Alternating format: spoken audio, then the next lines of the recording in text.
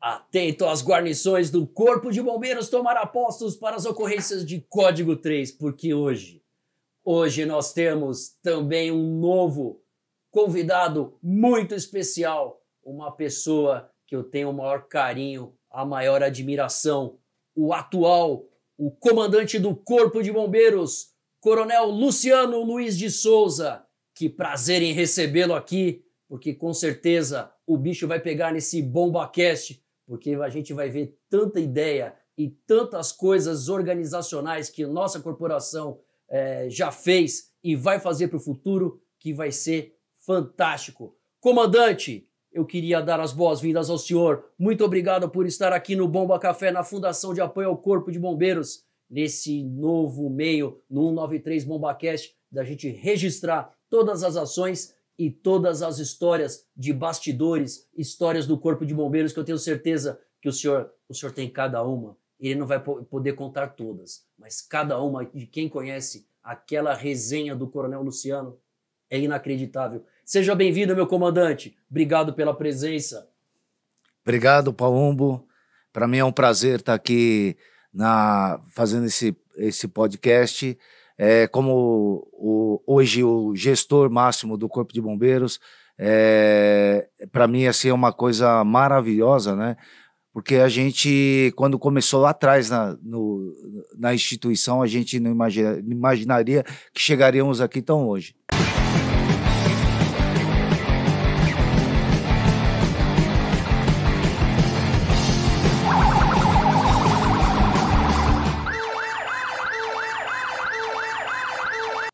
Mas eu tenho certeza, eu já sabia, porque quando eu cheguei segundo tenente aqui, o senhor era primeiro tenente na DOP, né? E o senhor já tinha cada sacada, o senhor já tinha lá os celulares, já tinha umas planilhas, quanto custa um atendimento e quanto de água que a gente vai ter que usar e quanto de LGE nós vamos ter que usar. O senhor sempre foi uma figura exemplar. Eu falo assim porque eu atuei diretamente com o senhor, não só nas emergências, mas também aqui na central, para que a gente pudesse organizar, porque muitas vezes a gente pega uma ocorrência de bombeiro, no início aquela bagunça, né? Todo mundo, cada um para um lado, mas a gente sabe que ela só funciona na hora que a gente coloca tudo em ordem, todas as ações, todo o plano de comando. O senhor trabalhou bastante na figura, né, do programa do SICOI. Eu queria que o senhor falasse como é que foi no início, para que a gente pudesse organizar as ocorrências do Corpo de Bombeiros. Como que era e o que o senhor pensava quando o senhor chegava numa emergência e falava assim, pera um pouquinho, eu preciso organizar isso. Logo, a gente sabe que o bombeiro sempre teve um bom retrospecto nisso, né? Mas eu tenho certeza que na figura do senhor, hoje as nossas emergências, elas são muito bem geridas, tem uma gestão muito eficiente. Como é que foi fazer essa mudança dentro da corporação, comandante? Bom, o SICOI começou em 1995, né, por meio do Coronel Jair Paca de Lima, e durante todo esse período nós tivemos assim a gestão de várias grandes emergências. Em 2009, nós fomos fazer um curso em Brasília com a Guarda Costeira dos Estados Unidos, e nós percebemos aí naquele curso que nós teríamos que já dar uma revitalizada no SICOI. Chegamos aqui em São Paulo, outros oficiais foram fazer esse curso e depois... O senhor era capitão? Capitão. Quem mais que foi com o senhor? Foi eu, então capitão Dibe, o major do segundo choque, Leandro, e então o capitão Fiore, que eram o Cordop, da Polícia Militar, e o subcomandante do segundo choque. E, bom, a partir daí a gente deu uma revitalizada no sistema. Outros oficiais fizeram um curso com a Guarda Costeira dos Estados Unidos aqui em São Paulo, né, aproximadamente 30 oficiais. Eles vieram aqui na Central, né? Vieram duas vezes. Disso? Não, a gente já estava mexendo. E aí tudo começou numa vez que eu estava no 8º Grupamento de Bombeiros e nós tivemos 3 grandes ocorrências simultaneamente. Despachamos todas as viaturas e o coronel Valdeir, ele pegou e falou assim, você vai para o centro de operações para fazer a gestão de todas as 3 emergências. Qual foi aquela de batida de carro na flagrantes, devia ter uma Não, coisa não foi essa ocorrência, não. Foi, agora eu não me lembro, foram três grandes incêndios simultaneamente. E eu fui para o centro de operações e comecei a receber um monte de papelzinho. Papel, e eles colocavam na mesa, eu falei assim, e agora, né? Que papel é de que ocorrência? Do que É. E aí eu falei, não é possível, nós temos alguma maneira de organizar isso. E aí, na época, nós fomos atrás e verificamos que tinham os formulários do Incident Command System. E era preenchido tudo à mão.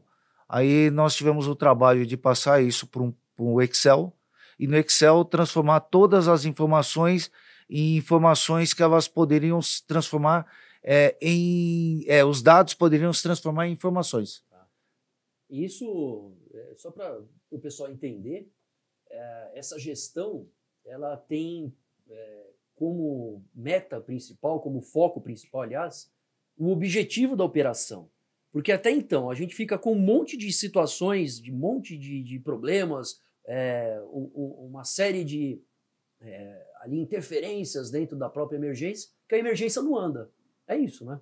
Quando o senhor consegue determinar aquelas operações e ter ali um procedimento, a gente consegue fazer com que a emergência ande. E foi isso que o senhor fez lá, quando recebeu essa incumbência do Coronel Valdeir? Foi árdua a missão naquela hora, mas foi um start que deu, né? E a partir daí nós começamos a trabalhar com esses formulários e fazer as gestões das emergências por objetivo, né?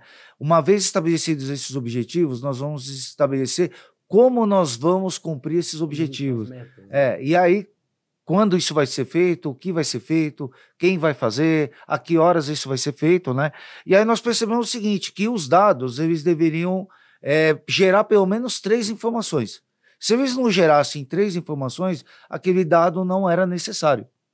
Então, eu estava coletando um dado que não ia me ajudar a fazer a gestão da emergência. Então, por exemplo, quando nós coletamos os dados das pessoas que estavam na emergência, a gente conseguia saber, quantas pessoas tinha na emergência, 2, quanto custava essas pessoas estarem na emergência, né, para poder contabilizar isso, né, e saber, inclusive, quantas pessoas estavam por guarnição, ou seja, já tinha as 3 informações geradas por um dado. Olha só. Por exemplo, só para o pessoal também às vezes entender, você imagina que numa emergência o cara fala, escuta, você tem um RG da pessoa, o que vai faltar, que dado vai ser esse, por exemplo, o que vai fazer de diferença durante o atendimento ter o número do RG? E normalmente é o que a gente tinha, né? Os dados que eles ficam de forma, lógico, a gente precisa isso no final, mas não no começo, porque qual a diferença? É homem, é mulher, quem que é? Enfim, não, a gente sabe que tem vítimas, né? Então a gente precisa, e sempre a gente fez isso das emergências, dar essa organização para que a gente tenha o intuito de fazê-la andar.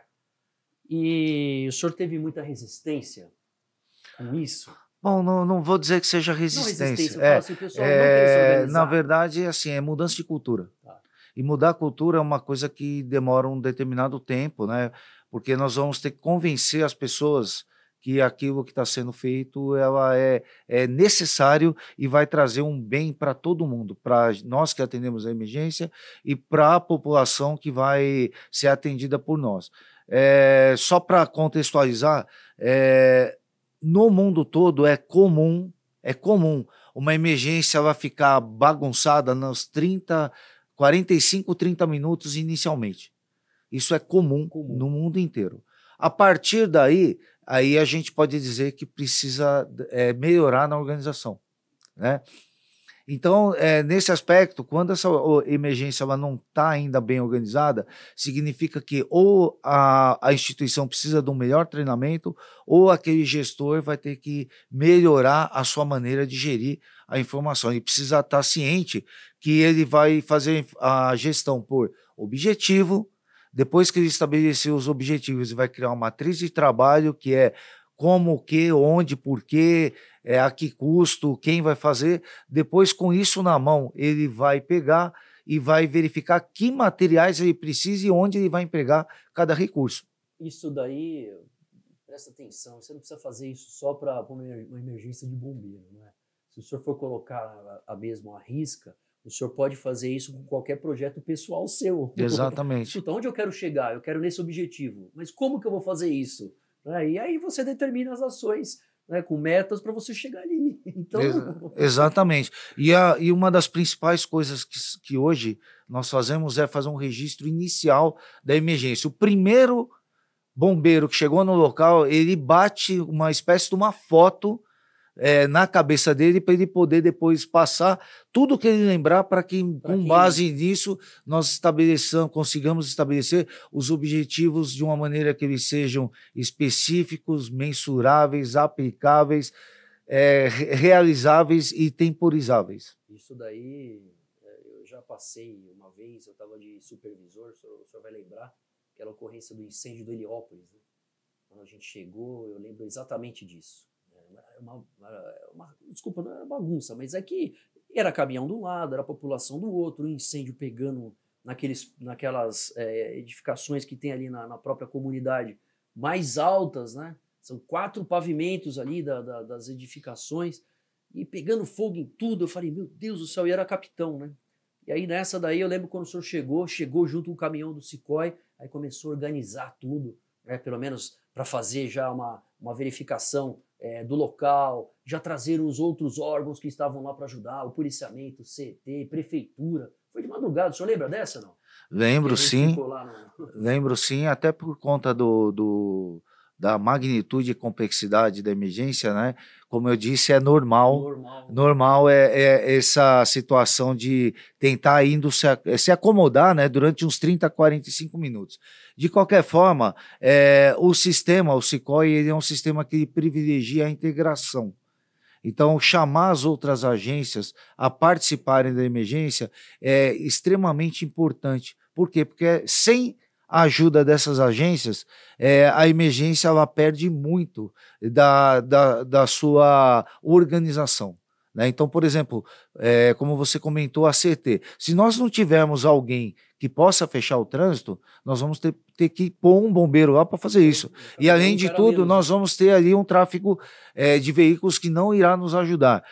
Por exemplo, nessa ocorrência, nós tínhamos algumas pessoas que, infelizmente, tiveram as suas casas incendiadas, e estavam precisando de um abrigo. Conversamos com a prefeitura e a prefeitura montou um local para receber essas pessoas, cadastrar essas pessoas, de modo que elas pudessem resolver o seu problema. Então, nós estávamos resolvendo tudo de maneira integrada, de modo que o meu problema, o problema do Corpo de Bombeiros, passa a ser o problema de outras agências. Tanto é que, a hora que eu conversei com as outras agências, eu falei assim, senhores, nós temos aqui uma grande emergência para resolver e sem a ajuda dos senhores nós não conseguiremos resolver. A primeira coisa que o senhor chegou, chamou todo mundo, eu lembro, falou, um rádio para você aqui. Não, mas eu já tenho, não, para a gente ficar na mesma frequência.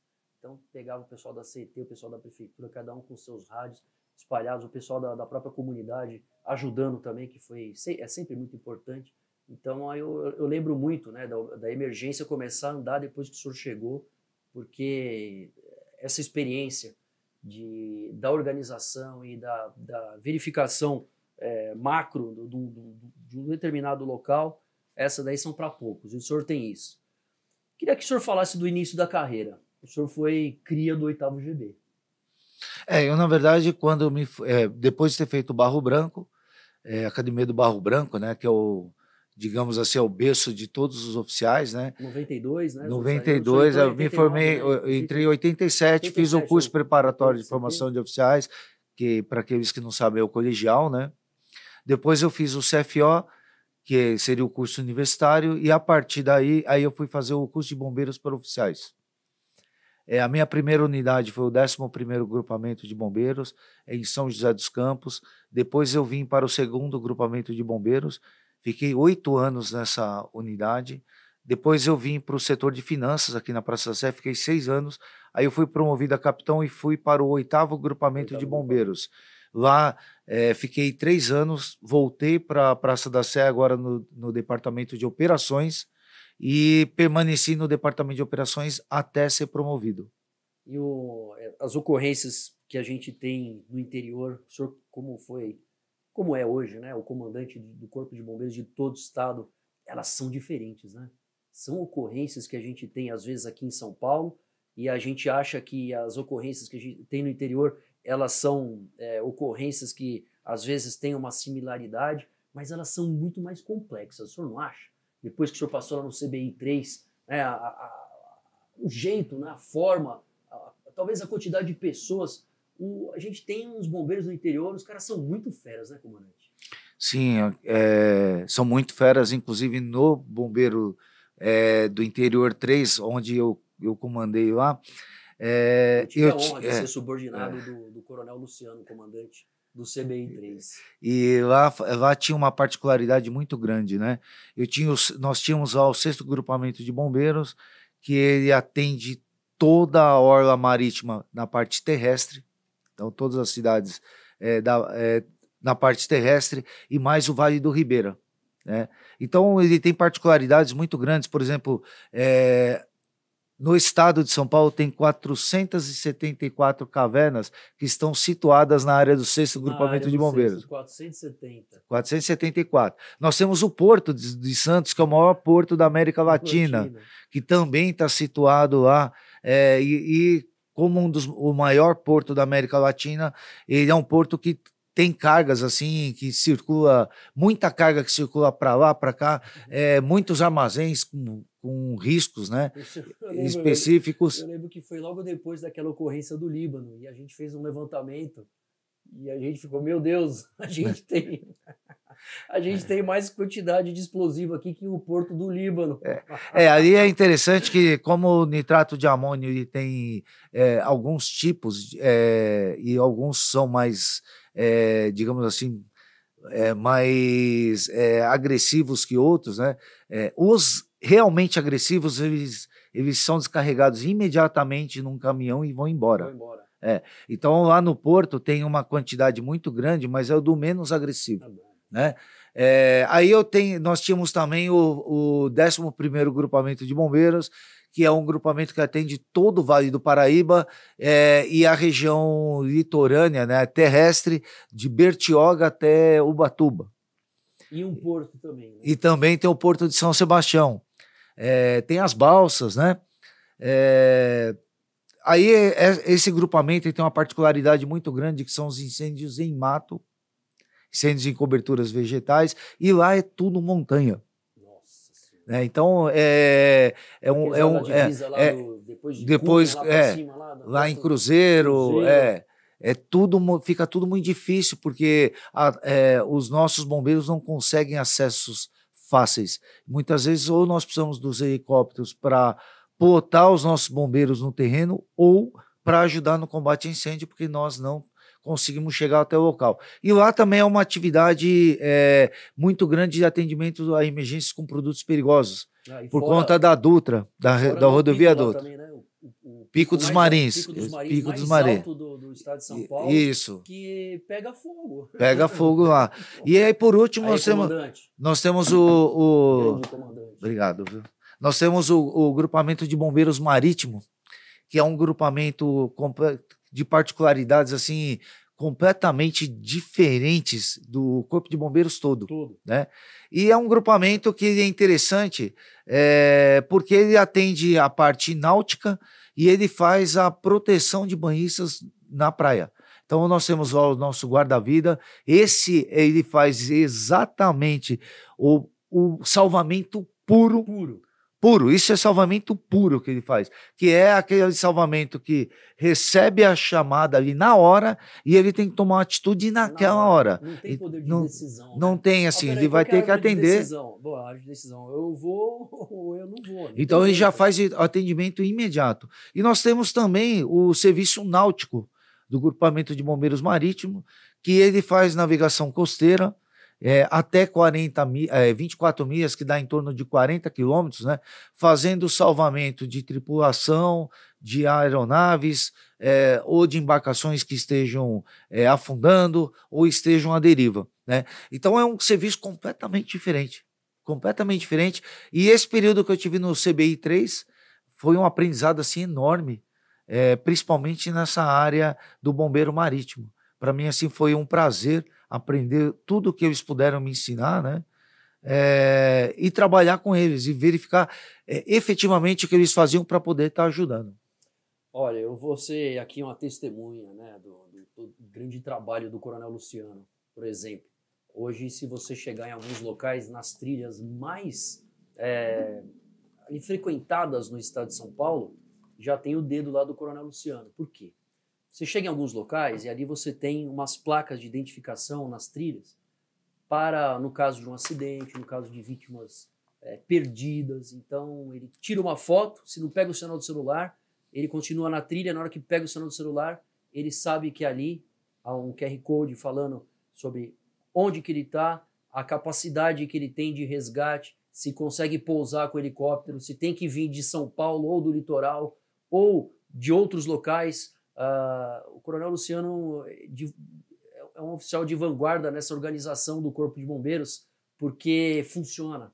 Então imagina lá quantas vezes a gente chegou e saía lá de Santos ou saía de São Paulo. Aí daqui a pouco, não, recebemos sim um chamado, só que ele está no pico número 1, né? De repente lá da plaquetinha que está fixada. O senhor teve um belo de um trabalho sensacional com os capitães, os tenentes lá, o Pimentel, né? O capitão Eulálio, lá no 6º grupamento. Todas as trilhas ali que a gente tem mais atendimento, tem o dedo do senhor. O senhor fica orgulhoso disso? Olha, eu, na verdade, fui só mais um que contribuiu, né, com o trabalho. Nós tivemos lá o trabalho do capitão Vaccaro, tenente Pimentel, do capitão Eulário, do subtenente Ciro. Ciro, fora de série, né? Os caras são... O subtenente Ciro. Agora eu não estou me recordando do nome do sargento. Sargento Mota. Nossa, esses caras, eles faziam o caminho da trilha colocando todas essas placas, né? Nós fizemos uma divisão, porque qual era o problema, né? Primeiro, a pessoa ela não conseguia dizer onde ela estava. Não, ela não tinha sinal de celular, isso, né? Então já começava, já começava daí. Aí quando, como ela não sabia, nós tínhamos que mandar uma equipe de São Paulo e uma outra do litoral. Quem achasse primeiro a vítima fazia o atendimento e socorria essa vítima. A outra equipe retornava, né? Com base nisso, nós fizemos a divisão das trilhas em pedaços, em vários pedaços. E cada pedaço desse recebeu uma placa. A vítima, ela nos chamava e ela dizia que placa que ela estava ou onde tinha sido a última que ela tinha passado.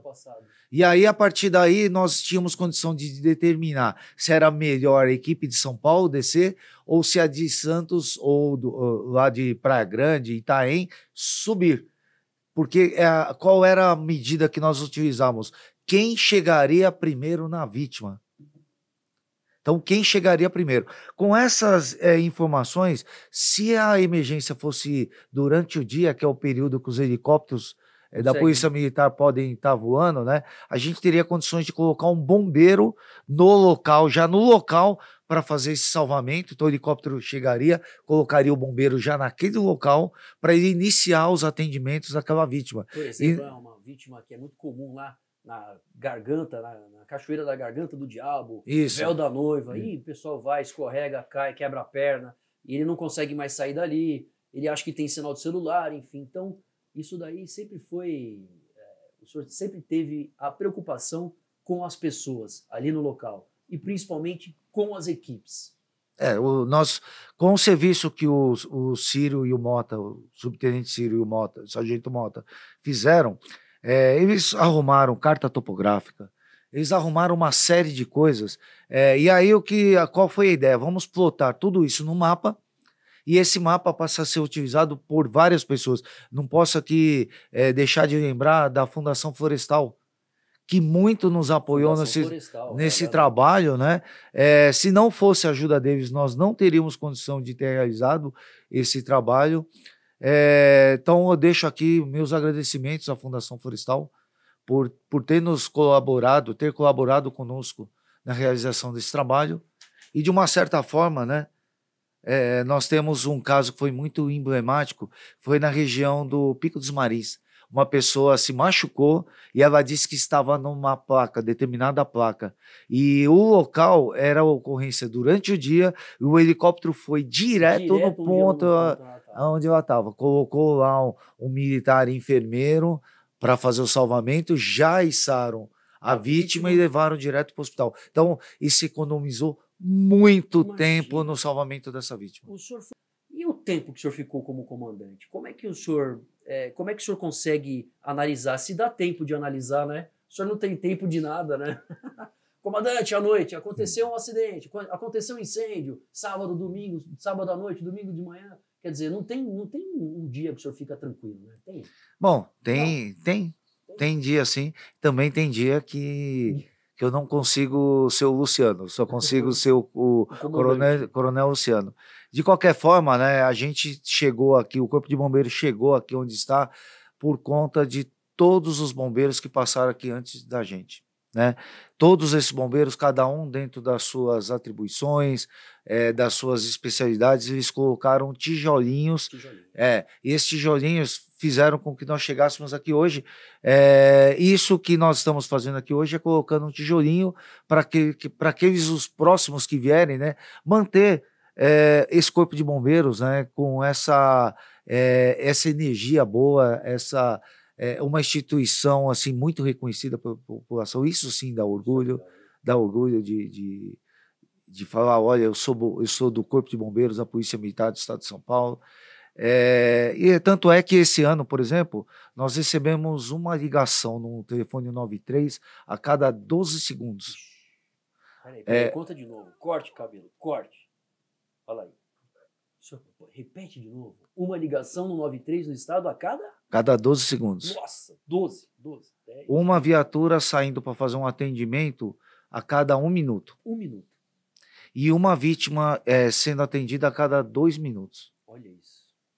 Então, assim, é um trabalho grande. Graças a Deus, hoje nós temos, por conta desses tijolinhos que colocaram, nós temos aí um setor de educação pública, que é um setor que está crescendo muito dentro da instituição, porque isso é fazer prevenção, né? Além do setor de atividades técnicas, também faz a prevenção de incêndio, nós temos que trabalhar com a população para que isso vá mudando a cultura, mudar a cultura de riscos, das pessoas elas entenderem quais são os riscos a que elas estão sujeitas, né? E o que elas podem fazer para minimizar esses riscos. Então, hoje, esse setor de educação pública nosso é um setor muito forte, né? Se eu não me engano, acho que eles atenderam mais de 70 mil crianças esse ano. Eu não sei se o número está correto. Mas eu lembro, a Daiane, ela contou junto com o capitão Bruno, muito legal, né? É um tipo de atendimento sensacional. E a prevenção também, né? Através da execução de vistorias. Vistorias, fiscalização. Porque no final das contas o senhor faz quase 20 vezes mais prevenção do que literalmente fazer um atendimento. Se eu não me engano, é quase 400 mil prevenções, juntando os dois, né? A educação pública junto com as análises e vistorias, se a gente for olhar, sim. E ali a gente tem 20 mil incêndios. Então, olha o incêndio, ele é uma... Quando nós fomos criados, né, os corpos de bombeiros era para combater incêndio. Hoje, a gente está pensando justamente o contrário. Nós temos que... Vamos atender os incêndios? Vamos. Lógico. Mas vamos tentar prevenir os incêndios. Prevenir que eles não ocorram da mesma maneira como ocorre no litoral com o guarda-vida. O guarda-vida está ali na praia para tentar evitar que ocorra o afogamento, né? E se ocorrer o afogamento, ele vai dar a resposta necessária para fazer esse salvamento. E quando a gente fala do tipo de trabalho de prevenção, o Corpo de Bombeiros de São Paulo é uma vanguarda no país em relação ao sistema via fácil, ao sistema onde a pessoa ela não precisa nem vir aqui dar entrada, pode fazer tudo da casa dela. Todas as normas estão dispostas, ela não tem que pagar nada em relação aos materiais, às legislações que normalmente existem ali, outras normas que são cobradas, as nossas não estão todas ali, tem que pagar as taxas normais do serviço, mas eu vejo como um case de sucesso total, porque se eu faço 400 mil prevenções e eu tenho 20 mil incêndios, imagina se a gente não fizesse as prevenções, né? Onde estaria essa curva, né? Eu tenho certeza que o senhor já deve ter dado uma estudada, né? Quantos incêndios a gente estaria atendendo, quanto de patrimônio, quanto de meio ambiente, mas principalmente quantas pessoas não estariam sendo prejudicadas, né, comandante? Olha, para quem me conhece, sabe que eu gosto de fazer conta, né? Meu negócio as pessoas estão falando e eu estou fazendo conta, né? Então, de qualquer forma, nós teríamos um número bem maior de incêndios, né? E eu só queria aqui também passar uma novidade que nós estamos tentando instalar, justamente para fazer a parte de prevenção, que é a utilização da realidade aumentada no litoral de São Paulo, né? Então, em locais, vamos pegar o celular, celularzinho, aponta para a água e para a areia, e ali vai aparecer um bombeirinho indicando que aquele local é um local de risco. E aí, para o litoral todo, né, o grupamento de bombeiro marítimo já mapeou o litoral todinho, então nós sabemos aonde tem cada risco. E com base nisso, é uma ferramenta que nós estamos terminando de desenvolver para poder disponibilizar isso para a população. E isso, quer queira ou quer não queira, nós vamos fazer a prevenção de afogamentos. A gente sabe, porque se a gente tem lá um número de 20 milhões de pessoas e a gente tem um número por dia ali de 2, 3 mil prevenções, né, no dia de temporada, o que é prevenção para a gente? O pessoal fala, vem cá, sai daí. Pô, sai daí quer dizer que ele tirou a vítima do local onde ele ia se afogar. Então, quer dizer, tem que contar? Lógico que tem que contar, ele está trabalhando. Então, se a gente não tivesse isso, nós teríamos lá de 20 milhões de pessoas, não teríamos um número. Lógico, eu acho que um número, né? Quer dizer, não é um número, é uma vida, é uma família. No caso aí do litoral ainda, né? Que agora vem um número, né? Na época de temporada, feriados grandes, um guarda-vida entra na água no estado de São Paulo, no litoral nosso, né? A cada 3 minutos e 40, 3 minutos e 50, tem um guarda-vida nosso entrando na água para fazer um salvamento. Olha isso. Então, peraí, ó, a cada 3 minutos e 40, você vê lá o cara, às vezes, lá no cadeirão, ele lá pitando, ele lá dentro d'água, ele dentro às vezes andando com jet ski para tirar as pessoas, helicóptero águia, prancha de salvamento, bote. Então, o senhor fala 3 minutos e 40. 3,40, 3,50, é a média. Se ele não tivesse ali, com certeza, então a cada 3 minutos uma pessoa poderia estar se afogando. Isso. Então, se ele está entrando na água, ele já tá iniciando o afogamento, né? Dentro daquela classificação de 1 a 6, né? De 1 a 6, sendo 1 o menos grave e 6 o mais grave, né? Então, nesse caso, a pessoa já estaria entrando numa situação de afogamento grau 1, pelo menos, né? E aí o bicho pega, né? Não tem jeito. 3 minutos. E quais são os maiores desafios de ser o comandante do Corpo de Bombeiros? Bom, digo que, na verdade, é tentar fazer jus a todos os tijolinhos que colocaram para trás, né? Então, desenvolver um trabalho que possa dar continuidade a esse trabalho que já foi feito com muito carinho por inúmeras pessoas, né? Se eu não me engano, são 56. O senhor é o 56º, né? Comandante. Não fiz essa conta. Essa conta eu ainda não fiz. Essa conta eu ainda não fiz. 1880, né? Pessoas honradas, nobres bombeiros que sempre tiveram uma capacidade muito grande. Eu tenho certeza que quando o senhor senta lá naquela sala, o senhor vê todos aqueles que ficam tudo olhando, todos eles olhando para mim, né? Todos eles olhando para o senhor. O senhor olha para algum lá, o senhor fala, puxa vida, que legal a história desse e daquele, né? Porque o senhor trabalhou com muitos dali, né? Sim. De 92 para cá. Eu cheguei aqui, era o Coronel Sampaio. Coronel Sampaio, comandante. Era o comandante, né? E ele nos recebeu aqui com muito carinho, éramos todos alunos, né? E recebeu aqui nós do Corpo de Bombeiros com muito carinho, né? E depois do Coronel Sampaio passaram vários comandantes, né? E até antes do Coronel Sampaio, assim, várias pessoas, vários comandantes, ou pessoas que não eram comandantes, assim, dentro da instituição, várias pessoas ajudaram a construir isso. Então, o principal desafio é fazer jus a essa confiança que me foi dada, né, para fazer essa gestão. Não faço isso sozinho, eu tenho o apoio aí dos outros coronéis, né? Coronel Melo, Coronel Vitor, Coronel Newton, Coronel Camargo Júnior, Coronel Melling e o Coronel Coste. Todos eles nos ajudando a desenvolver um trabalho aqui dentro do Corpo de Bombeiros para que não haja solução de continuidade ao que já estava sendo feito antes, um trabalho muito bem feito, inclusive, do Coronel Silva, foi dada continuidade pelo Coronel Pavão, e eu só estou colhendo o fruto do que eles fizeram, né? Que é a expansão do Corpo de Bombeiros. Eu ia falar para o senhor, nós tivemos aí há pouco tempo, né, a inauguração de Cajati, né? Cajati, foi sexta-feira. Que bacana, né? Sexta-feira, era um posto que era necessário, né? Uma estação de bombeiros necessária no Vale do Paraíba. Vale do Ribeira. Vale do Ribeira, perdão. E assim, Regis Bittencourt, Regis né? Bittencourt, só tinha ali o posto de bombeiros de registro. Agora nós temos o apoio de Cajati, muito bonitinho, bonito o quartel, né? Muito montado, né? Muito bem montado. Então, e às vezes as pessoas no interior, os prefeitos, né, os assessores dos prefeitos, acham que, nossa, nós vamos despendiar muito dinheiro. Não é, né, comandante?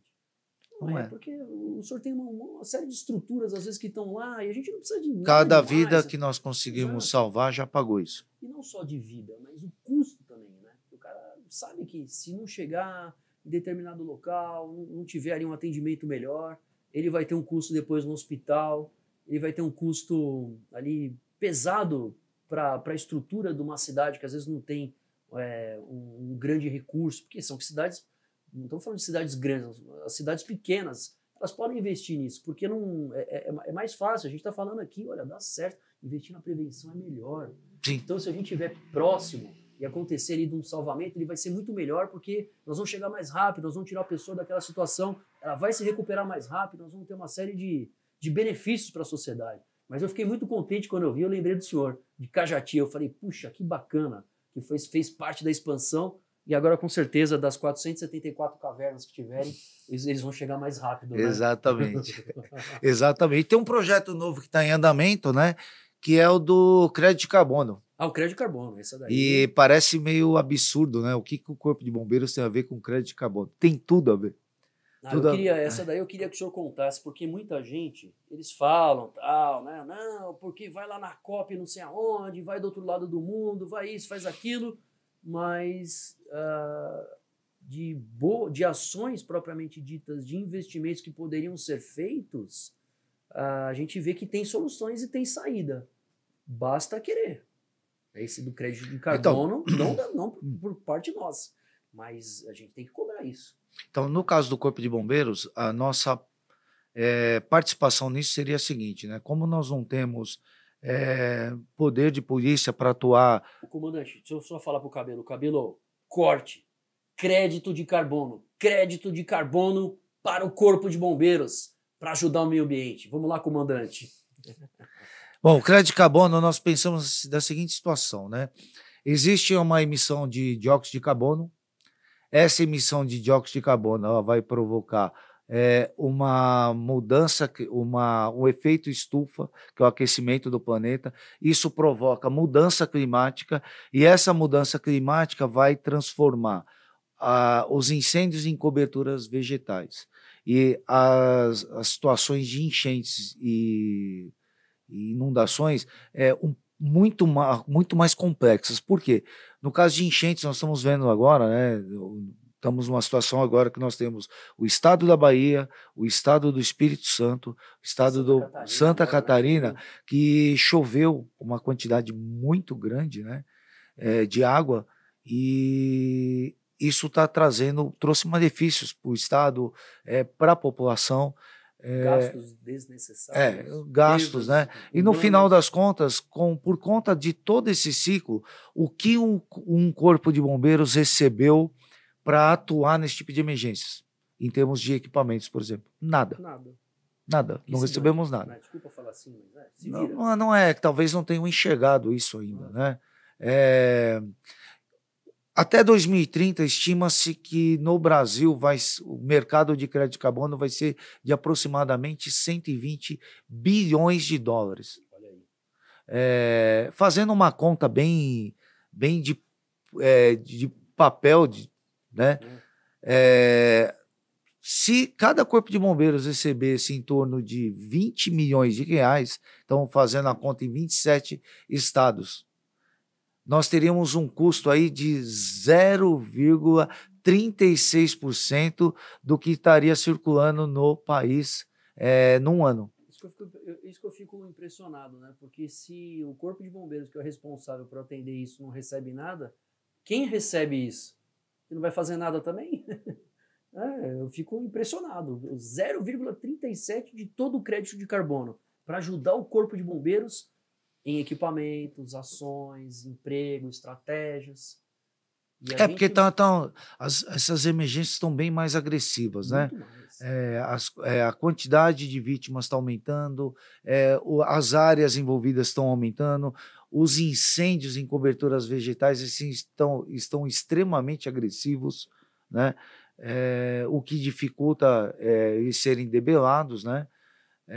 Então, eu acho que talvez esse apoio, né, ele seria bastante interessante, porque são equipamentos que nós utilizamos e nós poderíamos estar adquirindo outros equipamentos se esse equipamento pudesse ser adquirido com esses recursos dos créditos de carbono, né, de quem está comprando crédito de carbono. Entendi. Aí então não seria somente algo como se fosse do governo. Seria algo também que poderia comprar o crédito de carbono de alguma empresa. Então, que pudesse na verdade, assim, nós temos dois tipos de mercado, né?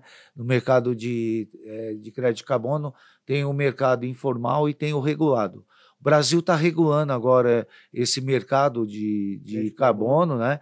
Mas nós já temos o mercado informal que já tem empresas comprando de outras empresas crédito de carbono. Então, a ideia era que uma parte desse recurso da compra de crédito de carbono, não de quem está vendendo, mas de quem está comprando, ele pudesse vir um pouquinho para o Corpo de Bombeiros, para que nós pudéssemos adquirir mais equipamentos para poder prestar um atendimento nessas emergências mais complexas, né? Não é que nós não prestamos, nós já fazemos isso, né? Seria um apoio financeiro, um aporte financeiro para comprar mais equipamentos. Isso daí eu tenho certeza que nós teríamos ali um número de recursos, um recurso mesmo, um recurso maior, número às vezes até de contratações temporárias que poderiam ser aplicadas, equipamentos que pudessem ter uma abrangência maior, uma capacidade maior de resposta. Então é isso, né? Sim. Eu tenho certeza que o senhor pegou bem a época da estiagem, né? O senhor passou isso na pele, né? Tendo aí muitos incêndios que aconteceram na época aí de estiagem, setembro, outubro, né? Até uma parte de novembro também, agosto, setembro, outubro, né? Chegando até novembro, o senhor passou na pele isso, né? Principalmente no interior.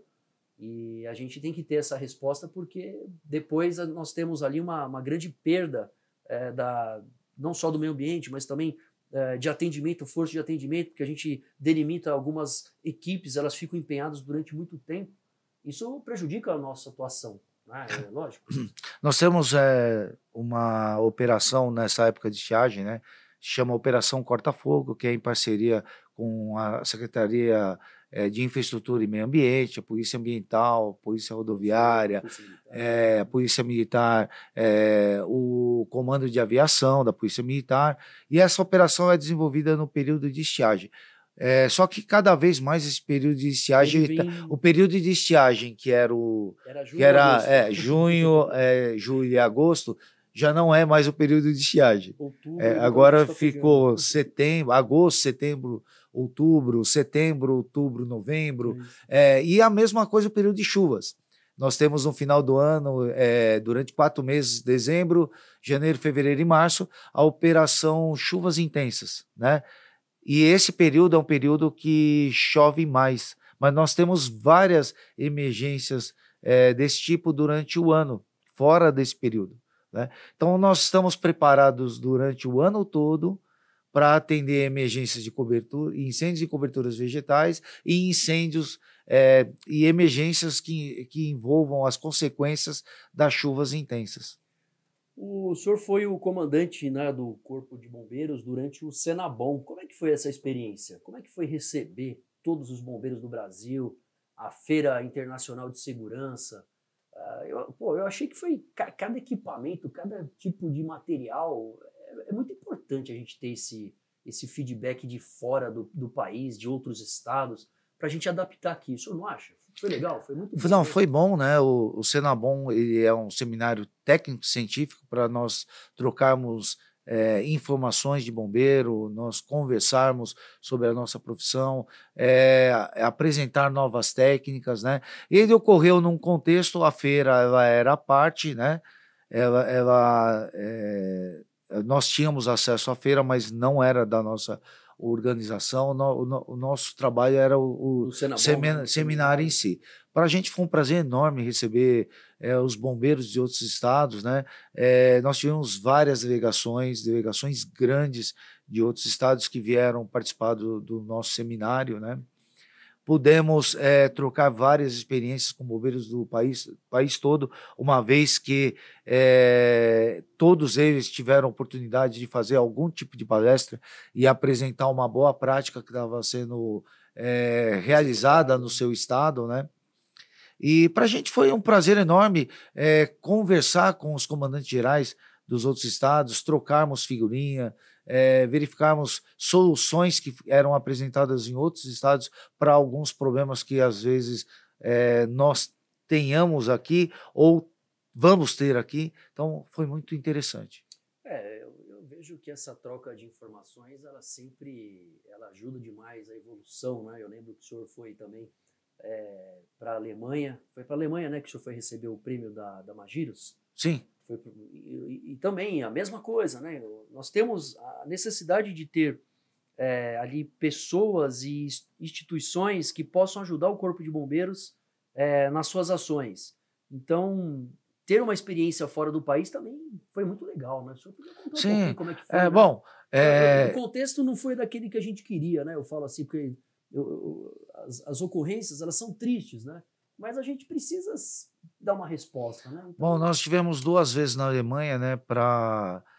Nós escrevemos uma emergência para ela ser avaliada por eles em termos de atendimento, né?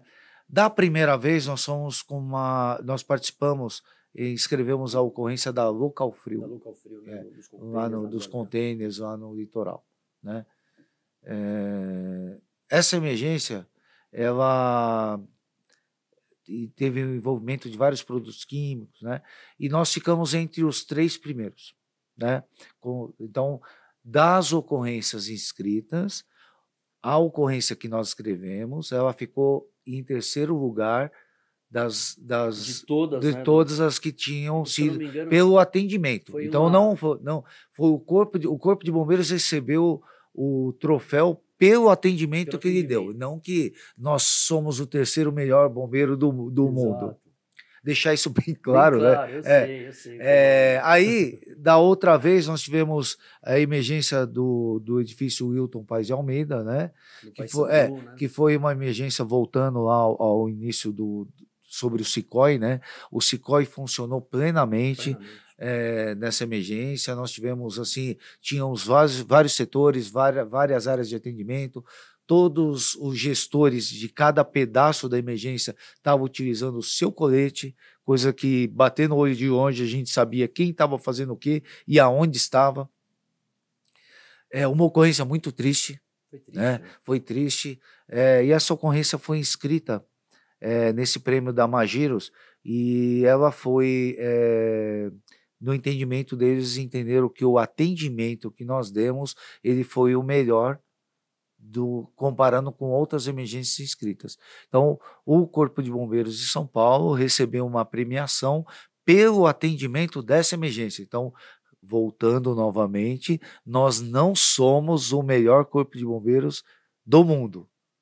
Nós fizemos um atendimento e ele foi escolhido como o melhor atendimento das ocorrências inscritas no prêmio, É que não tem nenhum outro campeonato, né? Não é campeonato, mas ó, inscrição de atendimento, né? Só a Magírios mesmo que faz isso, se eu não me engano, né? Ou tem Olha, que eu que conheça. faz, que ela consegue trazer pessoas do mundo inteiro, né? Eles têm caminhões do mundo inteiro, né? Os caminhões Pelo que eu conheça, pelo que eu sei, realmente é a única premiação que premiação, tem de atendimentos. sim. Então, de atendimentos emergenciais, aqueles que se destacaram, né, no atendimento emergencial de emergências complexas, com grande magnitude. Pelo que eu Ah, conheço, é só a Magiros. mas foi um momento muito especial, eu vejo, o Corpo de Bombeiros, de estar ali, né? O senhor que estava. Foi em Hamburgo? Não. Onde foi? Foi em Lá Munique. é Munique. Não, Munique não, me fugiu o nome da Mas é cidade. perto de Munique, né? Lá É perto de na Munique, Alemanha. Foi na Alemanha. Então, aí quando o senhor estava lá, num local, que era um teatro. Ulm. Um. O nome da cidade é Ulm. A pronúncia com certeza está errada, mas. É. Nossa senhora, essa cidade é fantástica, né? Tem tantas pessoas maravilhosas que já saíram dali.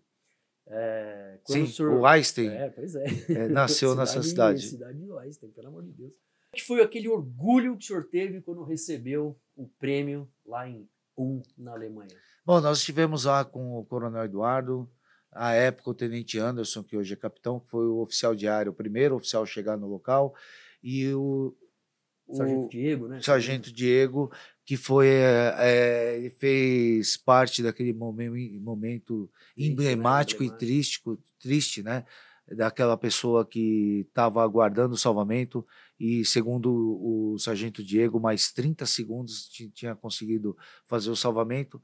E o Coronel Eduardo, à época, era o comandante do Corpo de Bombeiros, né? E para a gente foi um enorme prazer comparecer com ele lá, para poder participar dessa premiação, né? Estávamos lá com mais 2 corpos de bombeiros do Brasil, né? O Corpo de Bombeiros Militar do Piauí e o Corpo de Bombeiros Militar do Estado do Rio de Janeiro. Cada um com uma ocorrência. O Corpo de Bombeiros Militar do Piauí era uma emergência de inundação. O Corpo de Bombeiros Militar do Estado do Rio de Janeiro era uma emergência envolvendo uma baleia jubarte, que tinha encalhado na areia no litoral do Rio de Janeiro, e nós estávamos lá com uma ocorrência de um atendimento de um grande incêndio com o desabamento do prédio. Não foi simples, e eu tenho certeza na hora que eles viram, né? Porque eu lembro de participar bastante, lembro quando o senhor, antes de ir, né? A gente teve um trabalho, né, de captação de todas as imagens, né? Da montagem, tudo. E eu tenho certeza que eles ficaram impressionados com tudo aquilo que viram do Corpo de Bombeiros de São Paulo. Aquela ocorrência foram 13 dias de atendimento. Não sei se os números estão, mas é aproximadamente isso. 13 dias de atendimento, 1.100 bombeiros participaram da emergência, e se eu não me engano, são a quantidade, mais de 3.000 toneladas de entulho, né, entulho que foram retirados. Nós chegamos no chão da onde estava o prédio, né? Então, uma ocorrência muito triste. Foi triste. Não, mas, pelo outro lado, nós tivemos ali a capacidade de mostrar, né, aquilo que o Corpo de Bombeiros faz aqui na cidade, no estado, os bravos bombeiros que se dedicam, os bravos bombeiros que têm ali uma capacidade de mobilização, tempo-respostas, no dia que está sol, no dia que está chovendo, de madrugada, de qualquer horário. A gente sai rápido. Eu gosto 59 segundos, desculpa, 1 minuto. Um minuto está 12 saindo. segundos, 193, então... Eu gosto de usar uma frase que eu acho bem legal, né? Ela diz o seguinte, né? Essa é uma frase americana que nós misturamos com uma outra que nós temos usado muito, né? Então, quando os segundos contarem, contem conosco. Porque para o Corpo de Bombeiros, ninguém, mas absolutamente ninguém fica para trás. Nós estamos caminhando já, né, comandante? A gente bate um papo, é muito rápido.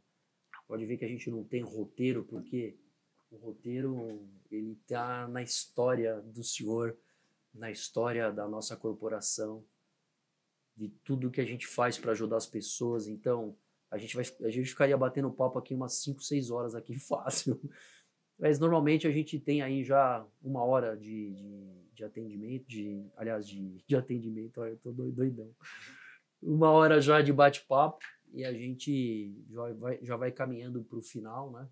A gente sabe que nós estamos aí no dia prestes a celebrar o Natal, aquela época do ano que a gente sempre pensa em renovação, que a gente pensa em estar não só com a família, ou em casa, ou no quartel, porque eu já passei natais também trabalhando, o senhor também.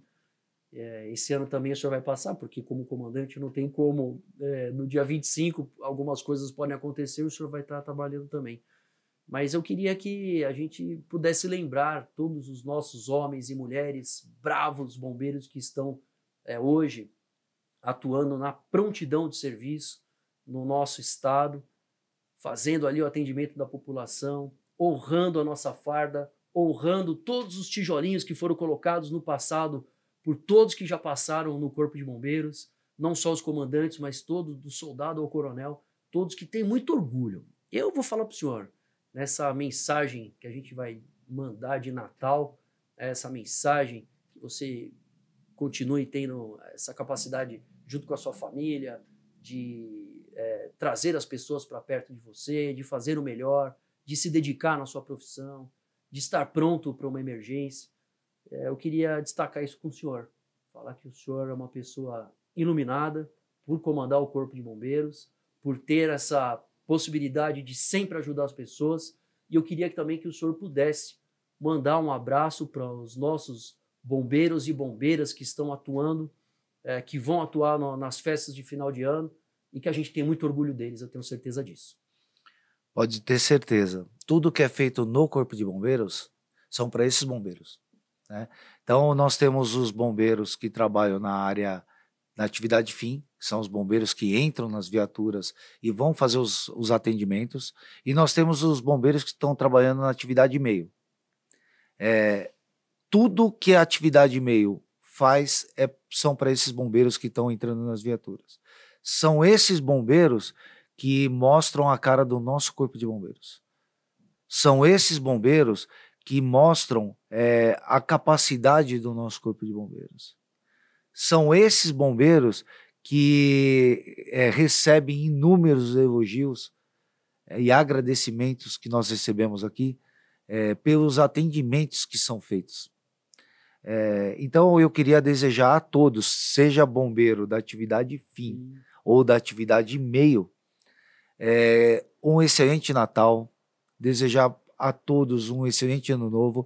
É uma época agora de agradecer as conquistas, agradecer as vitórias do ano, fazer projeções para o ano que vem, de tentarmos melhorar alguma coisa, seja profissionalmente, seja como pessoas.